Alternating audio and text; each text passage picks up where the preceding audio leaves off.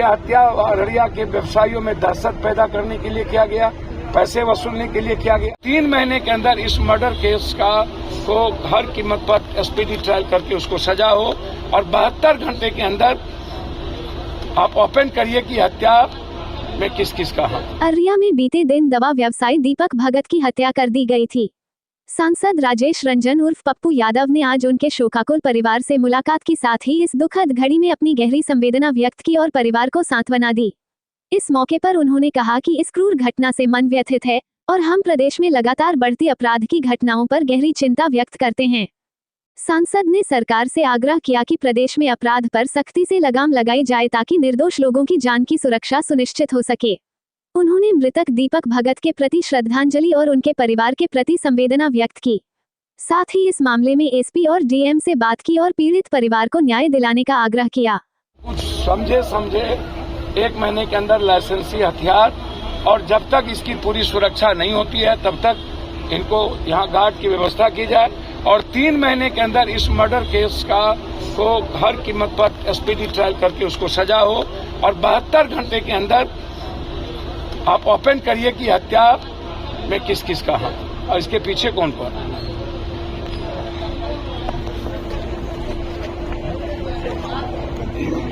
मारे जाएंगे, चाहे व्यवसायी कोई जात नहीं होता, व्यवसायी होता और सबसे ज्यादा सुरक्षित अब व्यवसायी।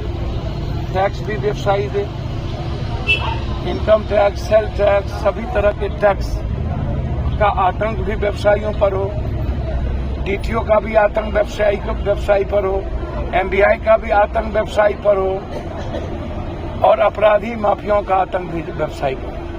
वो जेल के भीतर हो, जेल के बाहर हो, मतलब वो रंगदारी वसूलेंगे, वो आतंक पैदा करेंगे और आतंक पैदा करके वो पैसा वसूलने का धंधा। तो क्या प्रशासन को नहीं पता है? हमारे जो बच्चे मारे गए मेरे लिए बेटे की तरह, पता नहीं है कि हमारे बच्चे क्यों मारे गए। सीसीटीवी फुटेज है, उसके पास तकनीकी है, उसके पास कॉल डिटेल है, हमारे बच्चों का कॉल डिटेल है, किन किन का कॉल 2 सप्ताह 3 सप्ताह 4 सप्ताह 1 महीना 2 महीने से आ रहा है और उस कॉल का फिर उस कॉल से किसको कॉल जा रहा है। क्या उस कॉल पर कोई थानेदार भी तो इन्वॉल्व नहीं है? कौन कॉल कहां से आ रहा है, किस शहर से आ रहा है, किस जेल से आ रहा है, क्या इन्हें पता नहीं है? ऐसे अपराधियों को देखिए, मैं जब बोलता हूं तो फिर लोगों को तकलीफ होती है। बहुत सारे लोग जो गामा बनते हैं ना, मैं तो कह रहा हूं कि यदि हिम्मत है सरकार को तो ड्रग्स रोक करके देखें। यदि हिम्मत है सरकार को तो आप पूरा का पूरा जमीन माफिया के आगोश में हाथ में पूरा शहर होता है और हर शहर में हत्या का सबसे बड़ा कारण जमीन है और दूसरा कारण है शराब और तस्करी।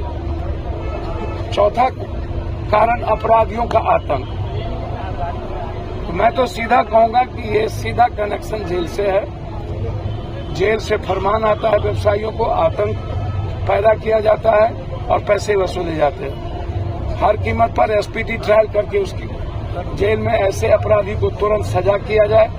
आखिर इनको हम दुल्हा की तरफ पोसते क्यों हैं? इनको सजा करके कहीं बाहर क्यों नहीं भेजते हैं या फांसी की सजा क्यों नहीं देते हैं या ऐसे हत्यारों को शमशान में क्यों नहीं भेजते हैं? ऐसे हत्यारों को जिंदा क्यों रखते हैं?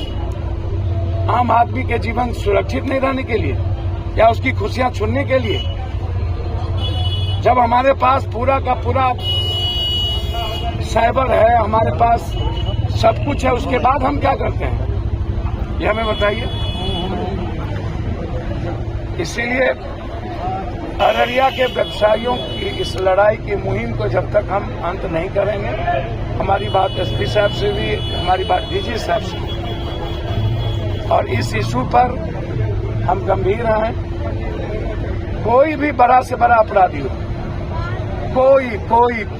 कोई उस अपराधियों के खिलाफ, याद होगा आपको, हम 72 घंटे में एक बलात्कारी को सजा करवाए थे, वीरनगर का बलात्कारी था। बाद में हाईकोर्ट ने, न्यायालय भी तो अपराधियों को रास्ता मिल जाता है न्यायालय से, बेल मिल जाता है, लंबे समय तक सजा नहीं होती है, क्योंकि डायरी नहीं भेजा जाता है, पुलिस के द्वारा चार्जशीट नहीं भेजे जाते हैं और सही नाम छांट दिया जाता है, जो पैसे जाते हैं अपराधी छूट जाता है। इसलिए हत्या आतंक पैदा करने के लिए किया गया है।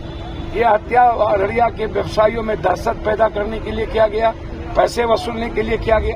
कृपया चैनल को सब्सक्राइब फॉलो कीजिए।